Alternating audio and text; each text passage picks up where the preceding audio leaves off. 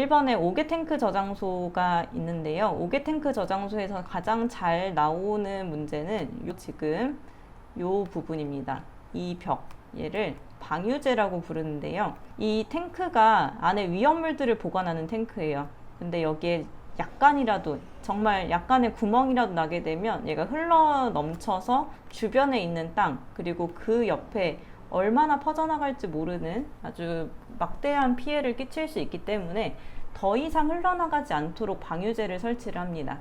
자, 이 방유제의 기준은 이 문제만 보실 게 아니라 이 밑에 있는 해설까지도 중요한 내용인데요. 높이가 0.5m 이상 3m 이하고요. 면적은, 자, 방유제가 이렇게 있을 때 탱크가 하나씩 있겠죠? 근데 이 전체의 면적이 8만 제곱미터 이하입니다. 그리고 방유제 이렇게 콘크리트로 두껍게 되어 있는 이 벽은 0.2m, 즉 20cm 이상이어야 되겠고, 자, 계단은 방유제가 뭐 2m 이상일 때, 그 높이 제한이 있는데 그 높이 이상일 때는 계단을 설치하는데, 계단과 계단 사이의 간격이 50m마다 하나씩 설치하도록 되어 있고, 탱크가 들어갈 수 있는 개수는 10개입니다. 그래서 10기 이하. 그리고 이 방유제가 제조소에 설치된 경우에는 용량이 탱크 한 개에 0.5를 곱한 만큼, 2개 이상이라면 최대 탱크의 0.5를 곱하고 나머지 탱크를 다 합친 거에 0.1을 곱해서 더한 만큼의 용량으로 해야 합니다. 지금 문제와 같이 5개 탱크 저장소인 경우에는 1.1로 하시면 되겠고요. 그래서 이 문제의 답은 방유제, 그리고 0.5m 이상 3m 이하가 되겠습니다. 자, 다음에 이제 철과 염산을 반응시켜서 흰색 연기가 발생하는 모습을 보여준다. 예전에는 이렇게 실험실에서 반응을 시키고 그 반응하는 상황을 반응식으로 나타내는 문제가 자주 나왔어요. 동영상을 보고 푸는 문제였는데요. 이런 식으로 이제 필답형에서는 잘 나오지 않는 그런 반응들, 이런 게 작업형에서 가끔 출제가 되고 있습니다. 근데 요즘 들어서는 이런 반응식에 대해서는 거의 필답형에서 나온다고 보시면 되겠고, 거의 여기에서 보실 것들은 위험물 제조소 등 관련된 부분이라는 거 보시면 될 것 같아요. 자, 철과 염산이 반응을 했으니까 Fe 플러스 HCl은 FeCl2 플러스 H2가 됩니다. 이런 반응식 잘 보기가 힘들죠. 필기 때도 그렇고 필답형도 그렇습니다. 자, 이때 철과 염산이 반응해서 Cl2가 되는 거는 Fe가 2가 플러스고, 그리고 Cl이 1가의 마이너스니까 서로 교차돼서 이제 숫자가 맞춰진다는 거 이제 주의를 하셔야 되겠고요. A, B, C, D 써서 이제 개수를 맞추는 거. 이때 개수를 맞춰줘야 부분 점수나 뭐 이런 거 없이 바로 다 정답으로 인정을 받으실 수 있고, 이때 발생하는 가스는 H2, 수소입니다. 자, 이거 쓰실 때 가스의 명칭을 쓰라고 하는지, 가스의 화학식을 쓰라고 하는지 구분해서 쓰셔야 되겠고, 가스의 명칭을 쓰라고 했는데 여기에다가 H2 이렇게 쓰게 되면은 이거는 감점이 됩니다.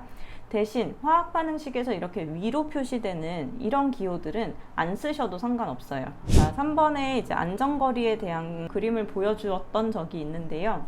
제조소 외벽과 가연성 가스 시설의 안전거리, 가스 그리고 주택, 전선이 포인트가 되는 말이고요. 가스와 제조소와는 20m, 그리고 주택은 10m.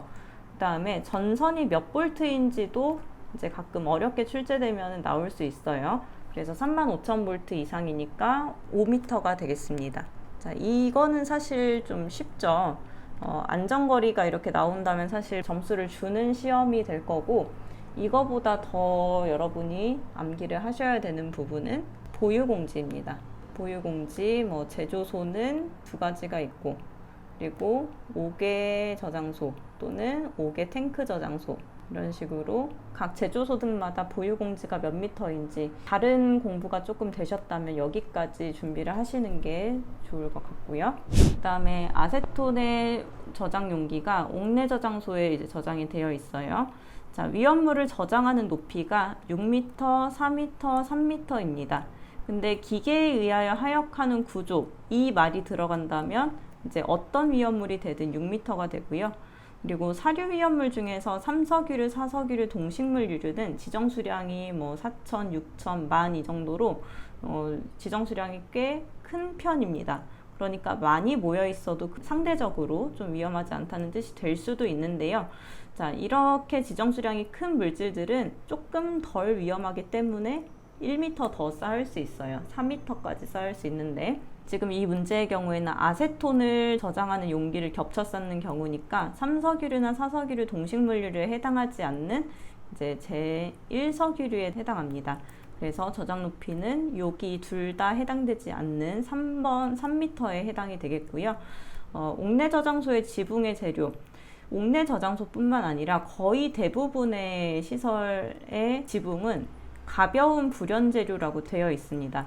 왜냐하면 만약에 화재나 폭발이 일어났을 때 벽이 터지는 것보다는 위로 터지는 게 피해를 좀 더 막을 수 있어요. 땅이나 이제 건물 주변에는 사람이 있을 수 있고 하늘에는 뭔가 사람이 있을 확률이 적기 때문에 대신 또 이 천장이 터져가지고 그 물건이 너무 무거운 상태로 내려오면 주변에 또 피해가 끼칠 수 있겠죠. 이제 사상자가 발생할 수 있기 때문에 가벼운 불연 재료가 포인트입니다. 자, 5번에 흑자색 분말가루인 과망간산 칼륨과 주황색 분말가루인 삼산화크롬을 보여주고 열분해 반응식과 지정수량을 쓰라고 하는데요. 과망간산 칼륨의 분해 반응 잘 출제는 되는 편은 아니지만 어렵게 출제가 된다면 이제 놓칠 수 있는 부분 중에 하나입니다.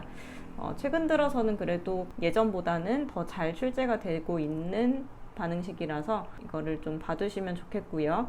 KMnO4가 분해가 돼서 K2MnO4, MnO2 그리고 O2가 됩니다. 그 다음에 삼산화크롬도 지정수량으로 이렇게 나왔는데 삼산화크롬도 분해 반응식이 따로 있어요. 그래서 분해 반응식 다른 문제에서 이제 찾아보시면 인류위험물은 이제 분해돼서 다 O2가 발생하는 형태이기 때문에 이거 분해되면은 어떻게 분해가 되는지 좀 보시는 것도 좋을 것 같습니다. 6번에 아세트산 2만 리터를 저장하는 5개 저장소인데요. 드럼 용기만 겹쳐 쌓는 경우 저장 높이, 이때 높이는 항상 기계로 하역하지 않는 경우에는 3m입니다. 특히 아세트산은 이석유류이기 때문에 3m가 되겠고요. 보유공지는 얼만큼이 되어야 하는지, 지금 이 장소는 5개 저장소이기 때문에 이렇고 또 5개 탱크 저장소일 때는 어떤지. 자, 근데 여기에서 이제 이 문제에 해당하는 건 아니지만 다른 문제에서 또 해당될 수 있는 부분이 이 항목입니다. 5개 저장소에서 제4석유류나 제6류 위험물을 저장할 경우에는 상대적으로 다른 위험물들보다 안전하다고 볼 수 있어요. 그래서 이 공지의 너비를 조금 완화해 줍니다. 3분의 1로 완화시킬 수 있기 때문에 만약에 3m다 그러면 3분의 1을 해서 뭐 1m 이렇게 될 수 있고요. 9m다 그러면 9m의 3분의 1에서 3m, 여기에 해당하는 위험물일 경우에는 3분의 1을 해주시면 되겠습니다. 다만 여기에서 5개 탱크 저장소일 경우에 3m짜리를 3분의 1을 했다. 이때 1.5m 이내가 된다면 이거는 1.5m로 써야 합니다. 뒤쪽에서 나올 수도 있는 내용이기는 한데요. 이런 작은 내용들이 이제 가끔 출제가 될 수 있어가지고 요 해설까지 좀 잘 보시는 게 좋을 것 같아요. 7번에 바닥 면적 450제곱미터인 옥내 저장소인데요. 급기구의 최소 설치 개수는, 옥내 저장소는 건물 안에, 이제 건축물 안에 위험물을 저장하는 공간이다 보니까 계속 뚫려 있는 급기구와 배기구 이렇게 설비를 하게 되어 있는데, 자, 급기구의 개수는 150제곱미터마다 하나씩 설치를 합니다. 그리고 증기 배출 설비를 설치할 때 인화점은 몇 도씨 미만이어야 하는가? 자, 법령과 관련된 부분인데요. 지금 바닥 면적이 450제곱미터이고 바닥 면적이 150제곱미터마다 1개 이상씩 설치하는 거니까 150으로 나누게 되면 3개의 급기구를 설치한다는 거고요. 배출 설비의 경우에 인화점이 70도씨 미만의 위험물의 저장 창고에 있어서는 내부에 체류한 가연성 증기를 위로 배출하는 설비를 갖추어야 한다. 여기에서 인화점 70도씨가 포인트가 되겠습니다. 자, 8번에 요즘은 이런 그림으로 나오지는 않아요. 동영상으로 봤을 때는 이런 그림을 자주 볼 수가 있었는데, 자, 이 그림은 통기관입니다. 이 바닥 부분이 이제 탱크랑 연결되면은 탱크에 연결된 밸브 없는 통기관이 되고, 이게 탱크랑 연결되면 대기 밸브 부착 통기관이 되는데, 나오는 문제는 정해져 있습니다. 자, 1번, 2번, 3번에서 1번은 이제 밸브 없는 통기관, 2번은 대기 밸브 부착 통기관이고, 이 3번은 밸브 없는 통기관의 이 아랫부분을 이렇게 살펴본 거예요. 그러면 동그란 그 관에 부착되어 있는 철망 같은 게 있어요. 그래서 이 부분을 뭐라고 부르는지, 자, 그거를 물어보는 건데요. 그래서 1, 2, 3번을 쓰는 거고, 오개탱크 저장소에 이 통기관을 부착하는 위험물은 제 사류 위험물입니다. 그래서 1류, 2류, 5류, 3류, 6류 이런 위험물에는 이 통기관이 들어가지 않고, 오개탱크 저장소에 사류 위험물이 저장될 때만 이 통기관을 사용한다. 이렇게 보시면 되겠습니다. 다음 9번입니다. 드럼통에 위험물을 저장하는 경우에 이 겉 표지에다가 이런 식으로 표시를 쓰게 됩니다. 이 안에 있는 위험물이 어떤 위험물인지, 그리고 지정 수량은 얼마인지, 얼만큼 들어있는지 이런 것들을 쓰는 건데요. 자, 여기에서 잘못된 부분은 위험 등급이 1등급이 아니라 2등급으로 돼야 된다는 점이죠.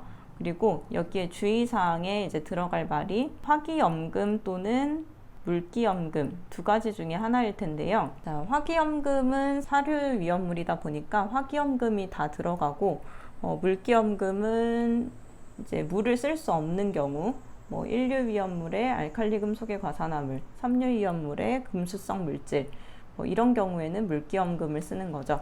그리고 화기주의가 가끔 들어갈 수 있습니다. 자, 이거는 이류 위험물에 철분, 금속분, 마그네슘분, 그리고 그 외에 해당하는 이 물질들은 화기주의를 게시판으로도 쓸 수 있습니다. 자, 10번에 이러한 장비가 소화 설비에 들어가는 포 모니터 노즐이라는 장비예요. 그래서 포 모니터 노즐의 방사량은 법령상 1900L/min, 그래서 1분당 1900리터가 거품이 뿜어져 나오는 그 정도의 능력이 돼야 하고, 수평 방사거리가 30m 이상이 되도록 설치를 해야 합니다. 자, 11번 안전거리는 아까 했던 거니까 넘어가도록 할게요. 그리고 12번에 이제 요오드 포름 반응, 지난 시험하고도 좀 연관이 있는 문제인데요. 자, 요오드 포름 반응은 아세틸기의 수산화 알칼리, 그러니까 KOH가 되겠죠. 요오드가 서로 반응해서 노란색의 덩어리가 형성이 되는 겁니다. 아무 색깔도 없었는데 갑자기 노란색이 되면은 그 안에 아세틸기가 있다라고 우리가 생각할 수 있다는 건데요.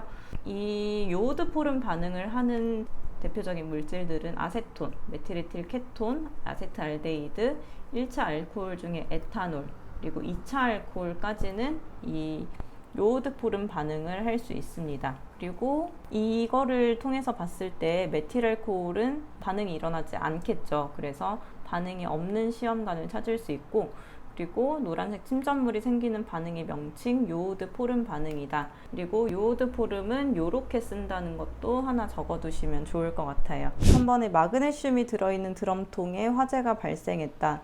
자, 마그네슘은 이산화탄소를 사용하면 안 되고, 주수 금지의 방법을 사용해서 불을 꺼야 하는데요. 주수 금지라고 해서 물을 쓸 수 없으니까 질식 소화를 하면 된다, 이렇게 이해하시면 안 되고, 물을 쓰면 안 되는 경우는 질식 소화도 안 되고, 이제 별도의 방법, 주수 금지라는 별도의 방법이 있는 거예요. 왜 그러냐 하면 마그네슘이 CO2랑 만났을 때 MgO 그리고 C가 발생을 하게 됩니다. 산화 마그네슘과 탄소인데요. 탄소는 우리가 알고 있다시피 가연물이죠. 그래서 불을 끌려고 이산화탄소를 썼는데 또 불이 탈 수 있는 가연물이 나오게 되는 겁니다. 그렇기 때문에 소화를 하면 안 된다는 거고, 그거에 대한 반응식은 개수를 맞춰주시면 되고, 마그네슘과 이산화탄소가 반응해서 탄소가 발생하는데, 탄소가 가연물로 작용을 해서 불이 꺼지는 게 아니라 화재를 확대시키기 때문에 그렇습니다. 자, 14번 같은 경우에는 이제 동영상으로 시험을 봤을 때 주황색 가루를 딱 주고 이렇게 문제를 내는 거지만, 지금과 같은 경우에는 우리가 시험 문제를 사진을 본다거나 아니면 색깔이 있는 시험지라거나 이런 게 아니기 때문에 나오기는 어려운 문제 유형이에요. 대신 이 물질이 중크롬산 칼륨이다 라고 하면은 지정수량이나 분해 반응식, 특히 이 분해 반응식은 또 지금도 충분히 출제가 될 수 있겠죠. 그래서 인류위험물은 이제 중크롬산 칼륨, 과망간산 칼륨 이런 쪽에 지정수량이 1000kg인 요 물질들은 분해 반응식이 꽤 복잡합니다. 그래서 한 번씩은 꼭 보시고 시험장에 가시면 이제 불이의 상황을 좀 막을 수 있을 것 같고, 또 이것뿐만 아니라 이제 분해 반응식에서 오류 위험물 있죠.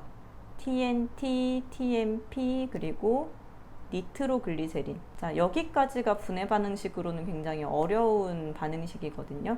그래서 시간이 가능하시다면 요것부터 보시고, 근데 이거 보시기 전에 아직 나는 기본적인 화학 반응식, 뭐 탄화칼슘이 물하고 반응해서 또는 뭐 황화린이 연소 반응할 때 이런 것들도 잘 헷갈린다 그러면 아직 여기까지 가시면 안 되고 기본적인 것들을 맞추시는 연습을 해야 돼요.